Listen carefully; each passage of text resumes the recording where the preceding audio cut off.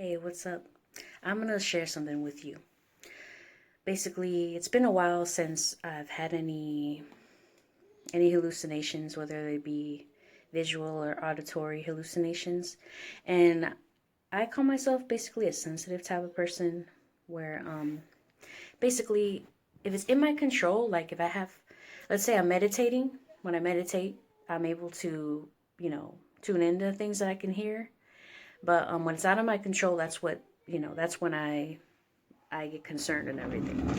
So basically, yes, I did have some auditory hallucinations. It happened 3 times. This about a week ago, or almost 2 weeks ago. It happened 3 times during that week, and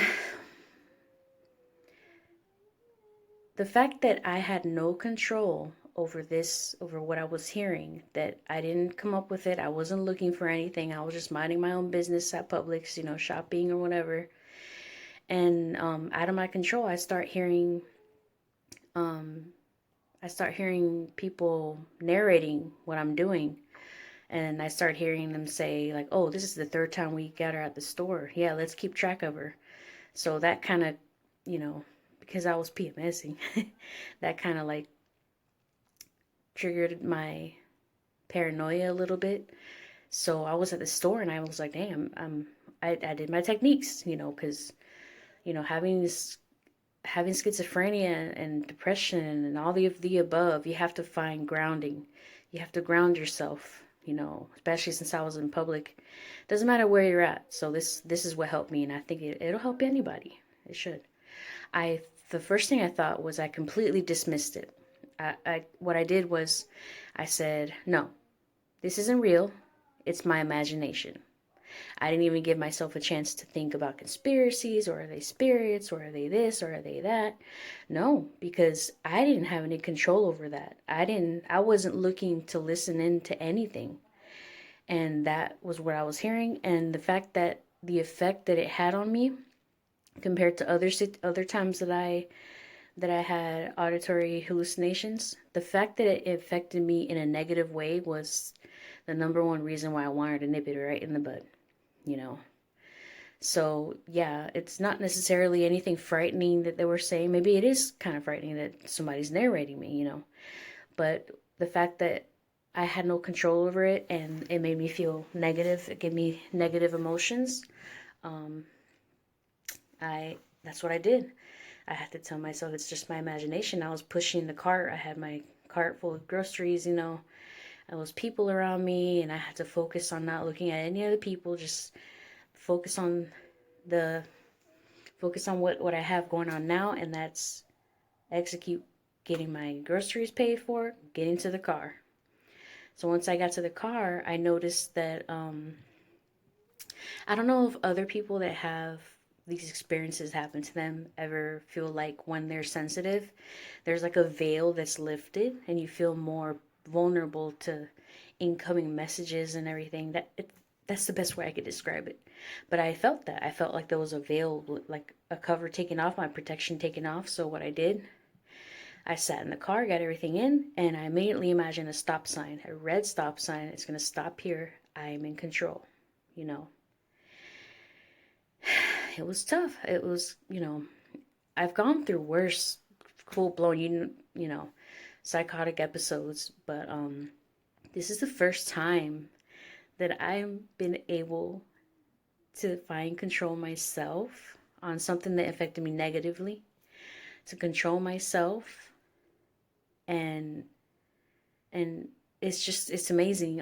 I couldn't wait to tell my therapist on Monday. Last week's when I told her.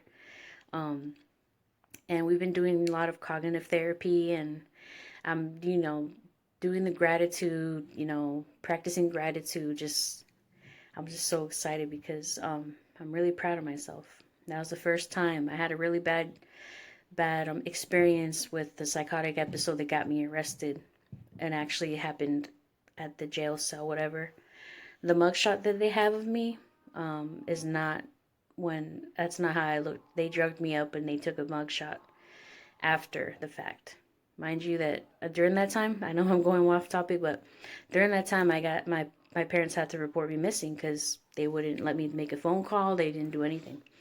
It was a pretty bad situation. But anyway, this is the first time that I've able to recognize something, find a solution, help myself, and put a stop to it. And just driving home, I was driving back, I was like, wow, I really did this.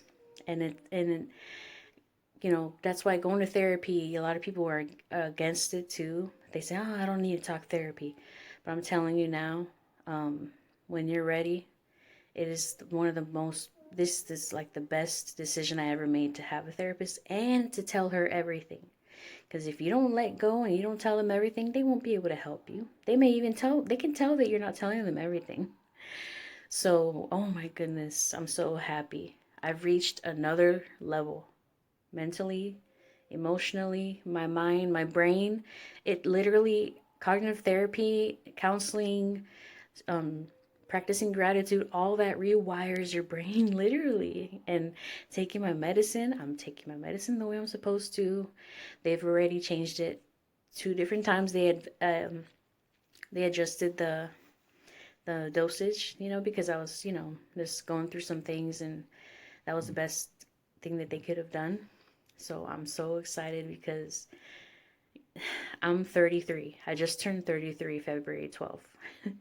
So from 33 to back when I was 16, when I was first diagnosed bipolar and started taking Depakote, from then to now, this is the first time I'm able to control it. And my brain, I guess it's getting so used to being positive and finding a solution like that, that instead of picking the flight, run away, be paranoid, and feed into it and listen into it and find out if it's a conspiracy or if I'm hearing ghosts or try to worry about what it is. No, no, I didn't. I went to a different part of my brain, and I'm so happy about it. You know, it's been like 2 months or so since I made a video, but I just feel very happy. I'm happy about that. I'm happy about myself too. I know for a long time, like I just had my daughter in May of last year. Oh, she's gonna be 1 in May. Oh my gosh, she's 9 months old. But I'm at my high. I'm at my highest weight at 255, and that's something that with medication, olanzapine is what I take, and they said this could be weight gain, but it's not really what I eat. It's being inactive. You know, being sedentary is what really affects me, and you know, I'm working on me. I'm working on me. I'm moving more, riding the bike, playing with my kids, walking with my mom at the park when I can with my kids. Um, so I'm really excited. And, you know, medicine doesn't take it all away. You actually got to put in, it helps. It does help. But with therapy, medication with therapy, with medication management and therapy together is like the godsend. It's the best thing you could ever do. I'm telling you now. Your mind will automatically go to what you've been working on if you have a relapse or anything like that emotionally. I don't do any drugs, you know, and that's what I have some people tell me that the things that I experience, a lot of drug abusers experience it, but I've never wanted to do any drugs. If I don't take my medication, I'll be hallucinating. You know, that's just that's just how it is.